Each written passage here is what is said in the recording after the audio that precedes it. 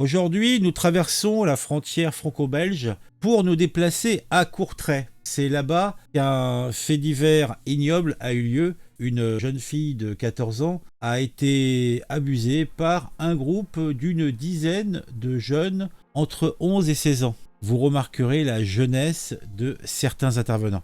Autant dire une fois de plus que on va un peu plus toujours dans le sordide, un petit peu plus toujours dans le croquignolesque.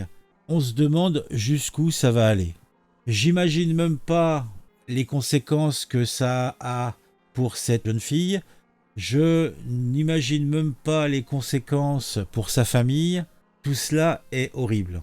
Mais vous le savez aussi, moi, je traite avec mon angle particulier, beaucoup ironique.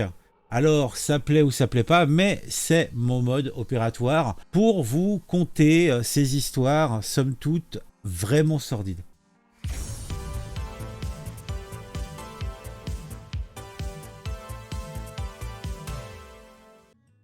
Dans la paisible ville de Courtrai, pendant les vacances de Pâques, une histoire plus sombre qu'un lapin au chocolat noir s'est déroulée. Le journal Het Laatste Nieuws, je ne sais pas si je le dis correctement, a rapporté des événements particulièrement horribles, mettant en scène une dizaine de jeunes, tous mineurs. Le parquet de Flandre occidentale a qualifié l'affaire de particulièrement délicate.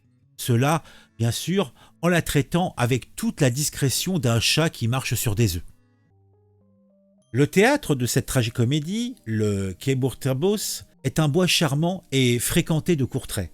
Une jeune fille de 14 ans y a vécu une expérience digne d'un mauvais film d'horreur. Et c'est un euphémisme. Son petit ami du moment, âgé de 16 ans, l'y avait invité, sans doute une sortie romantique.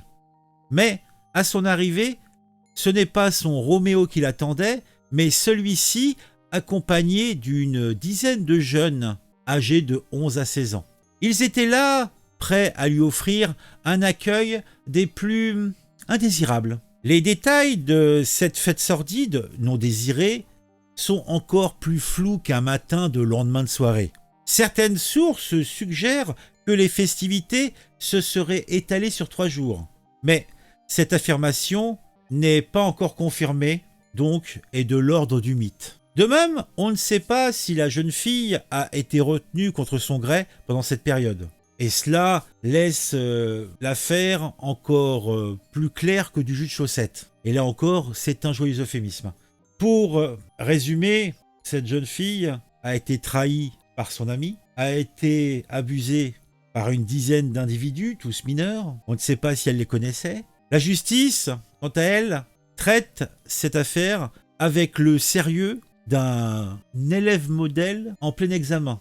Donc autant dire qu'elle travaille sérieusement son sujet. Tous les jeunes impliqués ont été identifiés, arrêtés et présentés devant le tribunal de la jeunesse. Certains ont été placés en centre fermé pour les plus impliqués et les plus âgés, tandis que d'autres font l'objet de mesures spécifiques. Il est évident qu'un enfant de 11 ou 12 ans, même s'il a l'âme d'un diable, eh bien, on ne peut pas le traiter comme un loustic de 30 balais, tatoué et multirécidiviste. Cela va sans dire. L'enquête est en cours pour déterminer le rôle de chacun dans cette affaire.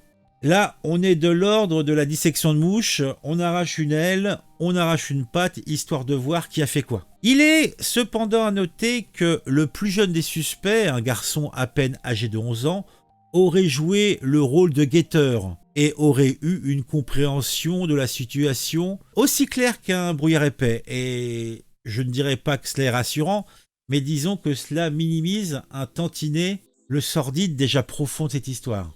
La victime, elle, a bénéficié d'un soutien psychologique. Parce que oui, même dans cette histoire, il y a une victime. Et une victime qui va devoir se reconstruire. Ne nous laissons pas abattre par cette histoire plutôt sombre. Rappelons-nous simplement que les enfants ont besoin de prendre l'air, de se rapprocher de la nature et de faire une pause dans leur étude. La campagne, avec ses bois et ses champs, offre un environnement propice à la détente et à l'épanouissement, même si parfois, convenons-en, elle peut cacher des surprises plus désagréables qu'une ortie dans une chaussette. Oui, et là, dans ce cas présent, on est véritablement dans ce cas de figure. Elle se souviendra longtemps de ses vacances de Pâques, cette jeune fille, et puis nous espérons qu'elle arrivera à se reconstruire. Comment traiteriez-vous ces enfants? Qu'est-ce qui peut expliquer ce comportement? Quel est le dérèglement mental? Quel est... je sais pas. On se retrouve très vite pour une nouvelle vidéo sur un sujet qui m'aura intéressé et qui, je l'espère, vous intéressera aussi.